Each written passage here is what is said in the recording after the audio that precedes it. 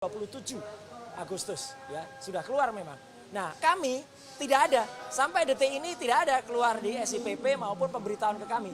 Dan yang namanya orang itu menjadi terdakwa itu adalah ketika saya duduk di kursi persidangan dan didakwa. Mulai dibacakan dakwaannya itu terdakwa. Selama itu belum ada, saya masih tersangka dan itu masih bisa mengajukan pra peradilan. Bukan berarti jadwal keluar sebenarnya. Jadwal keluar pun kalau belum kemudian duduk di kursi persidangan dan didakwa itu belum terdakwa. Ya. Ya. Oke. Terima kasih rekan-rekan media yang masih setia meliput pra peradilannya Mas Roy. Hari ini kami sudah menyerahkan kesimpulan, termasuk juga kesimpulan dari termohon yaitu Polda Metro Jaya, kemudian juga dari turut termohon yaitu jaksa penuntut umum, dan tadi hakim merencanakan pembacaan putusan itu pada tanggal 26 Agustus tepat hari Rabu ya. Rabu pagi ya, jam 9 gitu. Nah, rekan-rekan media sekalian, permohonan pra peradilan yang keempat ini terkait dengan pencekalan. Kemudian juga adanya pencampur adukan antara rezim KUHP lama dan KUHP baru, kemudian juga ada SPDP. Surat pemberitahuan dimulai penyidikan yang tidak juga diberitahukan kepada tersangka. Ya, ini yang kemudian kami challenge melalui pra peradilan, dan selama sidang pra peradilan ini ternyata pokok utama yang sebenarnya kami minta supaya ada kejelasan terkait status pencekalannya Mas Roy, ternyata pencekalannya itu sudah dinyatakan kadaluarsa oleh termohon sendiri yaitu Polda Metro Jaya.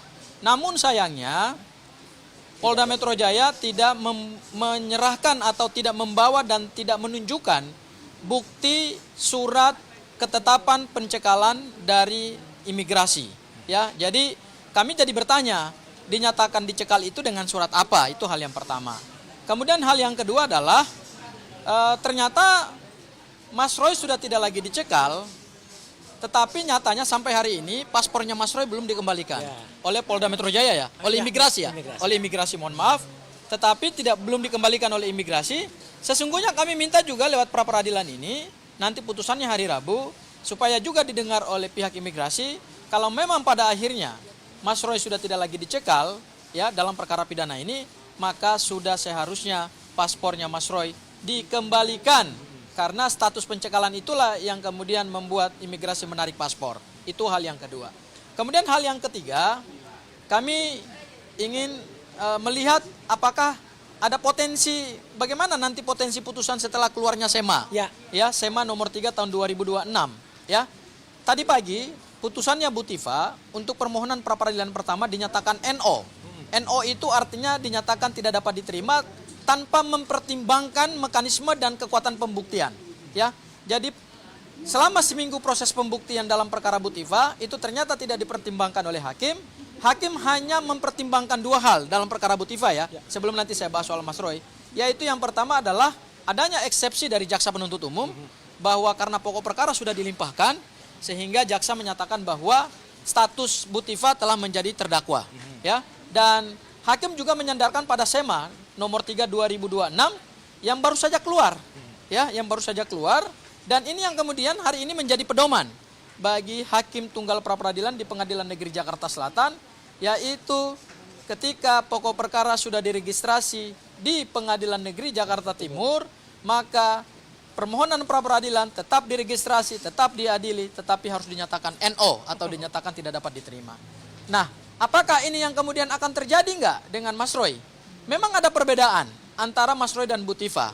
Bu Tifa sudah pernah dipersidangkan atau disidang, kemudian keluar putusan sela, kemudian jaksa penuntut umum melimpahkan kembali berkas perkara dengan surat dakwaan. Mas Roy sama sekali belum pernah disidang. Nah, kalau dalam konteks belum pernah disidang, maka tentu SEMA nomor 3 tahun 2026 belum bisa diperlakukan atau belum bisa diberlakukan ya Mas Roy ya. Karena kenapa? Karena itu diberlakukan untuk perkara yang sudah dilimpahkan dan sudah diadili. Sementara Mas Roy statusnya masih tersangka. Kalau Bu Tifa masih jadi debatable. Apakah tersangka, apakah terdakwa, tentu kami tidak bisa mengomentari putusan Bu Tifa, tetapi kami menjadikan itu sebagai referensi hukum saja. Nah, kalau kemudian dengan keluarnya SEMA nomor 3 tahun 2026 yang status Mas Roy belum menjadi terdakwa tetapi masih menjadi tersangka, maka tentu putusan untuk pra-peradilannya Mas Roy itu akan berbeda total dengan Bu Tifa, karena Mas Roy tidak bisa dinyatakan NO. Ya, itu terkait dengan SEMA. Kemudian kami juga ingin mengkritisi ya, keluarnya SEMA nomor 3 2026. SEMA ini dikeluarkan dengan ketentuan bahwa seorang yang mengajukan permohonan pra-peradilan tetapi perkaranya sudah dilimpahkan ke pengadilan, tetap bisa diregistrasi, diadili, namun harus dinyatakan ditolak atau dinyatakan tidak dapat diterima, mohon maaf.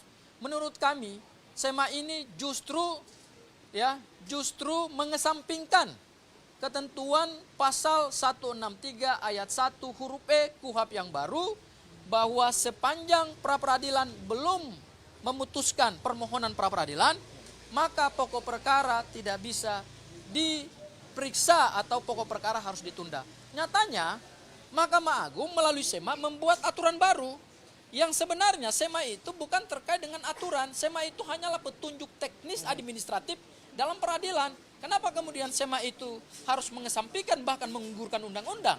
Apakah SEMA lebih tinggi dari undang-undang? Nah, kami melihat bahwa tidak ada urgensi bagi Mahkamah Agung untuk mengeluarkan SEMA yang SEMA-nya justru mengesampingkan pra-peradilan itu sendiri yang sudah diatur sedemikian luar biasa di dalam KUHP yang baru. Karena KUHP yang baru orientasinya adalah pra-peradilan. Tetapi dengan SEMA yang baru, kita kembali lagi kepada KUHP yang lama. Undang-Undang nomor 8 tahun 1981, khususnya di pasal 82 ayat 1 huruf D, ya, ketentuannya hampir sama dengan SEMA. Bedanya, kalau di ketentuan KUHP yang lama pasal 82 ayat 1 huruf D, justru ketentuannya lebih tegas. Ketika perkara sudah diregistrasi dan sudah dilimpahkan ke pengadilan, maka permohonan pra-peradilan itu gugur. Artinya orang tidak bisa lagi punya kesempatan untuk membuktikan permohonannya. Tetapi oleh Mahkamah Agung yang sekarang, ini dia bikin norma baru, seolah-olah dia mencontek pasal 82 KUHP yang lama, tetapi kemudian dia berikan dia berikan apa ya? Dia berikan satu ketentuan yang ketentuan itu sia-sia gitu loh. Angin palsu gitu loh. Ya. Harapan palsu. Orang boleh mengajukan pra-peradilan, diregistrasi, dia sidangkan, dia hadirkan lawyer, hadirkan ahli, kemudian hadirkan saksi, dia harus bayar ahli, dia harus bayar lawyer, dia harus mengeluarkan uang untuk mengakomodasi saksi, tapi pada akhirnya harus dinyatakan NO. Itu saya ibaratkan seperti ada perkawinan, suami istri boleh punya anak, tetapi begitu lahir, pada akhirnya anak itu akan mati. Dimatikan. Atau dimatikan. Ya, artinya anak itu dimatikan oleh undang-undang. Sama seperti SEMA yang baru ini. Oleh orang boleh mengajukan pra-peradilan, tetapi diregistrasi, boleh diadili, disidangkan, ujungnya adalah NO. Terus buat apa aturan seperti itu? Ya masih lebih gentle KUHP yang lama. Pasal 82 ayat 1 huruf D KUHP yang lama, yaitu ketika pra-peradilan diajukan, maka permohonan dinyatakan gugur. Kenapa sekarang harus dinyatakan tidak dapat diterima? Inilah yang kami lihat, SEMA ini keluar, kami tidak tahu untuk kepentingan siapa, ya. Dan pra-peradilan yang diatur dalam KUHP, ingat, ini bukan hanya aturan untuk Mas Roy dan Bu Tifa, tetapi Mahkamah Agung telah membunuh jutaan harapan masyarakat Indonesia untuk mencari keadilan melalui pra-peradilan yang sudah diatur dari pasal 158 sampai pasal 164 KUHP yang baru, yang puluhan tahun bangsa Indonesia harus berjuang untuk mempunyai hukum acara pidana nasional yang jauh lebih humanis, yang orientasinya bukan kepastian, tetapi orientasinya adalah keadilan. Kenapa Mahkamah Agung harus memupus harapan itu? Kita puluhan tahun loh berjuang untuk punya KUHP nasional. KUHP kita itu kita perjuangkan selama 60 tahun. Dari tahun 1963 di zaman Pak Karno. Ya, KUHP nasional itu sudah disiapkan dan sudah dipikirkan. Yang orientasinya bukan kepastian. Baca pasal 53 KUHP yang baru. Ketika terjadi benturan antara kepastian dan keadilan, maka hakim wajib untuk mempertimbangkan dan mengutamakan keadilan. Itu hukum pidana yang kita perjuangkan selama 60 tahun. Dan KUHP itu yang kemudian ditandatangani dan disahkan oleh Presiden Joko Widodo. Kenapa kemudian selama puluhan tahun kita punya KUHP nasional dan KUHP nasional yang kemudian berorientasi pada keadilan, perlindungan hak warga negara, perlindungan hak tersangka, kemudian hanya dalam hitungan beberapa hari harus dihancurkan oleh SEMA nomor 3 tahun 2026. ini sesuatu yang menurut saya sangat sedih. Kita sebagai aparat penegak hukum ini membunuh harapan jutaan rakyat Indonesia yang akan mencari keadilan dengan pra-peradilan. Tapi nyatanya harus dihancurkan oleh SEMA nomor 3 tahun 2026. Barangkali itu dari saya lanjutkan kepada Mas Roy. Ya, Silakan Mas Roy. bentar. Atau Bu dulu. Tifa, sorry. Aya. Bu Aya, ada yang mau disampaikan Bu Aya? Assalamualaikum warahmatullahi wabarakatuh. Waalaikumsalam. Kembali lagi kalau kita tadi bicara SEMA nomor 3 tahun 2026, ini seperti menghancurkan. Ini di mana semangat perjuangan, semangat kemerdekaan yang hari ini kita menjelang kemerdekaan ini yang ke-81. Di mana semangat? Di mana merdekanya kita? Kalau harus kembali lagi ke era yang lama, ke era 60 tahun yang kita perjuangkan. Berarti ini sudah mundur ke belakang SEMA ini. Jadi untuk itu teman-teman semua, pers, media, para YouTuber juga harus bersuara di sini bahwa SEMA yang saat ini didengungkan, ya dibicarakan dan harus akhirnya dipakai ini merupakan sesuatu kemunduran di era kemerdekaan Republik Indonesia yang ke-81. Itu catatan dari SEMA. Dan kalau kembali lagi kepada hari ini, agenda kita adalah agenda kesimpulan yang pasti adalah bahwa kita memohon kepada Hakim Tunggal, oke, bahwa apa yang kita mohonkan itu dikabulkan dikarenakan tadi sudah dijelaskan oleh rekan kita Pak Abdul Ghafur bahwa ada cacat hukum di sana. Ada hal-hal yang perlu digarisbawahi bahwa proses yang diajukan adalah proses cacat formil dan material. Itu jelas Mas Roy. Terus yang kedua, kadaluarsa. Untuk itu ada beberapa agenda yang kita inginkan bahwa apa yang diproses oleh mereka batal demi hukum dan kita mohon kepada Hakim Tunggal kita agar menerima permohonan kita Mas Roy. Ya. Terima kasih Mas, lanjutkan Mas Roy. Baik. Sedikit Mas Tio ya. Sedikit ada. Oh, Pak Tio. Mas Tio. Sedikit. Baik, izin menambahkan tadi yang sudah disampaikan. Jadi tadi kita sudah menyerahkan 32 halaman ya untuk kesimpulan. Ini memang pra-peradilan kita yang keempat, tapi sekali lagi kami pertegas bahwa objek pra-peradilan kami dari 1, 2, 3, dan keempat ini adalah objek yang berbeda. Kalau di objek pertama kita sudah mendapatkan putusan pra-peradilan kita diterima, permohonan kita diterima. Sebetulnya di situ dapat kita garis bawahi bahwa dalam proses penegakan hukum kasus Mas Roy ini memang ada unsur adanya pelanggaran penegakan hukum. Pada permohonan pra-peradilan yang kedua memang ditolak, tapi teman-teman bisa lihat bahwa di dalam pertimbangan hakim di rasio desidendinya sama sekali tidak membahas terkait dengan permohonan kita. Karena terkait dengan timing. Dan yang ketiga, permohonan itu di NO atau tidak dapat diterima karena kita harus melengkapi kurang pihak. Dan yang pra-peradilan keempat ini kita terkait dengan yang tadi sudah disebutkan oleh Bang Ghafur ya, ada 3 hal. Nah, kita akan putusan tanggal 26, tentu ada satu harapan yang kita titipkan bukan untuk mempengaruhi putusan hakim nanti tanggal 26, tapi ada pesan yang paling penting kalau terkait dengan amar putusan tanggal 26, kita tentu pasti diminta untuk menerima, karena kan memang putusan pra-peradilan itu final and binding. Tapi satu hal yang kita harapkan adalah dalam putusan tersebut, harapan kami ada rasio desidendi, ada pertimbangan hukum yang memang benar-benar detail, yang benar-benar berdasar. Karena kami mengajukan permohonan pra-peradilan ini dengan dasar, kami membuktikan dengan maksimal. Dan teman-teman bisa lihat bahwa pada waktu pembuktian tidak ada saksi, ahli maupun hal lain yang dibantah dengan tidak hadirnya saksi ahli dari termohon maupun turut termohon. Nah, makanya secara kesimpulan ya kita bisa mendasarkan bahwa permohonan kita ini tidak dibantah ya dan cukup kuat, itu sih harapannya. Dan terakhir bahwa permohonan pra-peradilan ini bukan untuk dimaknai bahwa ini pertentangan antara pemohon dengan penegak hukum ya, dalam arti penyidik atau penuntut umum, tidak. Tapi permohonan pra-peradilan ini untuk menguji bagaimana negara betul-betul melaksanakan kekuasaannya menurut hukum. Jadi bukan hukum dilaksanakan menurut kepentingan kekuasaan negara. Itu sih yang mau saya sampaikan, saya tambahkan. Terima kasih. Mas Roy. Baik. Assalamualaikum warahmatullahi wabarakatuh. Ya, rekan-rekan sekalian, alhamdulillah kita sudah sampai pada hampir di ujung pra-peradilan yang keempat, karena ujungnya adalah nanti pada saat pembacaan putusan oleh Hakim Tunggal Pak Iketu Darpawan pada hari Rabu tanggal 26 Agustus jam 9 pagi. Nah, kesimpulan yang tadi sudah dibacakan itu adalah bukan dibacakan, diserahkan, itu adalah memang berdasarkan hasil sidang pra-peradilan kita, dan teman-teman bisa melihat, bisa membuktikan dengan mata dan kepala sendiri bahwa termohon dan turut termohon itu, sekali lagi saya ulangi, tidak berhasil atau tidak bisa menghadirkan saksi ataupun ahli yang ada. Jadi seharusnya kalau itu yang terjadi, maka mereka melepaskan haknya. Mereka tidak punya hak lagi untuk kemudian menjawab, ya, karena bukti itu ada dua alat bukti itu. Kalau hanya satu itu bukan alat bukti, karena kalau mereka hanya menampilkan surat itu bukan alat bukti. Ya, jadi itu penting banget. Yang kedua, saya juga mohonkan maaf kalau teman-teman lihat di sini ada beberapa sahabat kita yang biasanya muncul tidak muncul karena memang ada tugas di luar kota. Ya, gitu, Mas Refli lagi ada di Riau, demikian juga Pak Yasena dan juga Pak Ristan masih bersama keluarga karena ada duka yang kemudian kemarin menimpa yang bersangkutan, ya, ibunya meninggal.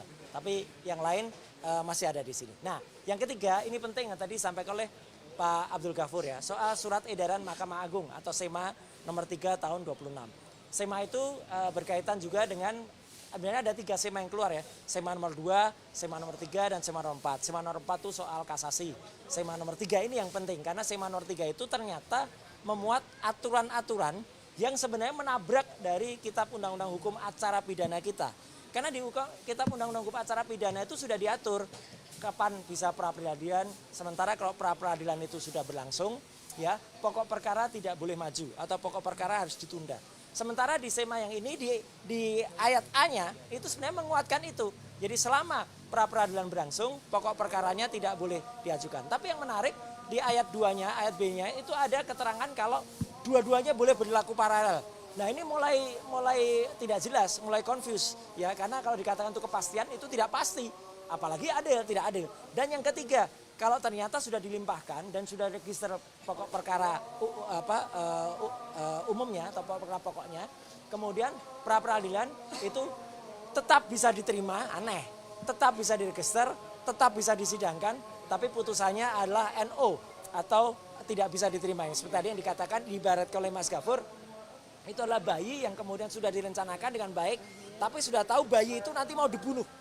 Jadi buat apa direncanakan, buat apa dibuat kalau akhirnya harus dibunuh, ya. Dan pertanyaan kami adalah, kalau saja tadi pagi, ya, tanpa bermaksud membedakan, sidang pra-peradilan Dr. Tifa yang pertama itu dilakukan sementara memang kita tahu sudah keluar memang jadwal untuk Dr. Tifa sidang pokok perkara tanggal 27 Agustus, ya, sudah keluar memang. Nah, kami tidak ada, sampai detik ini tidak ada keluar di SIPP maupun pemberitahuan ke kami.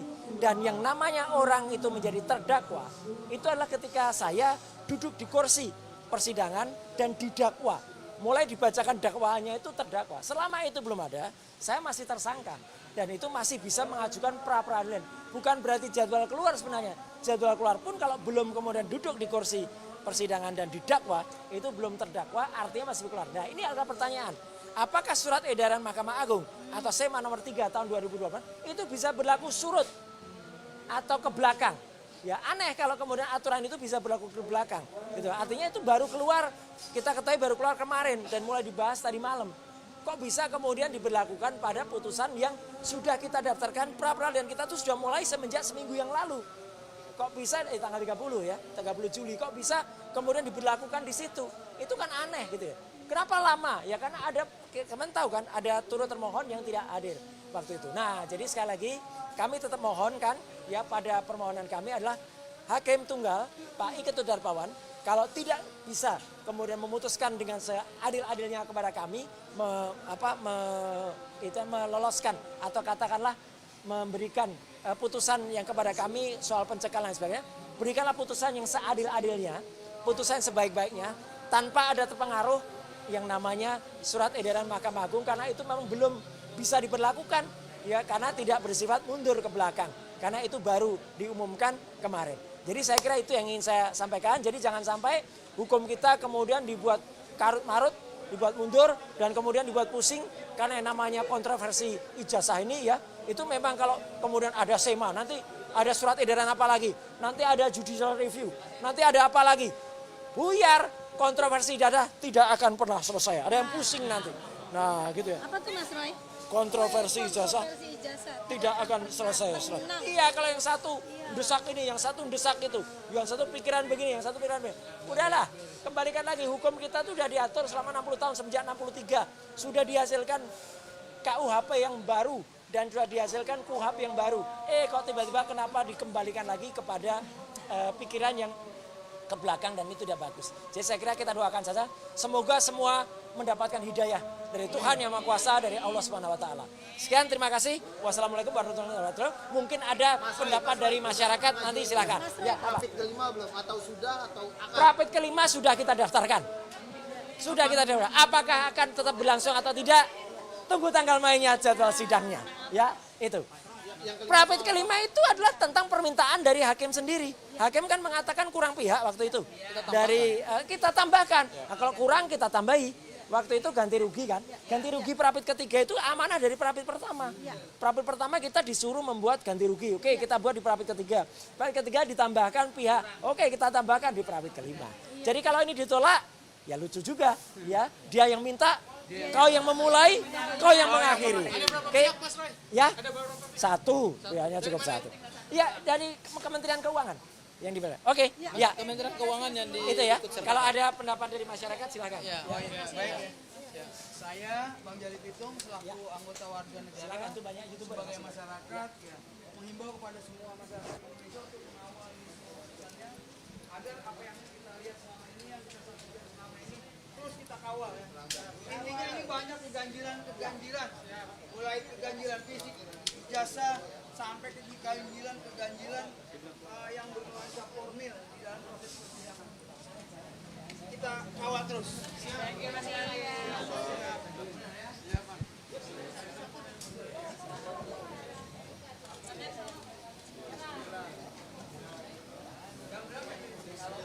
Maaf ya Bang Bu. Ininya Bang Bu.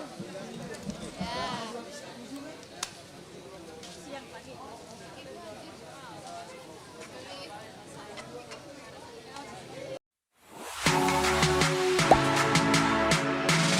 Gak sempet baca? Dengerin aja, klik icon text to speech di okezone.com.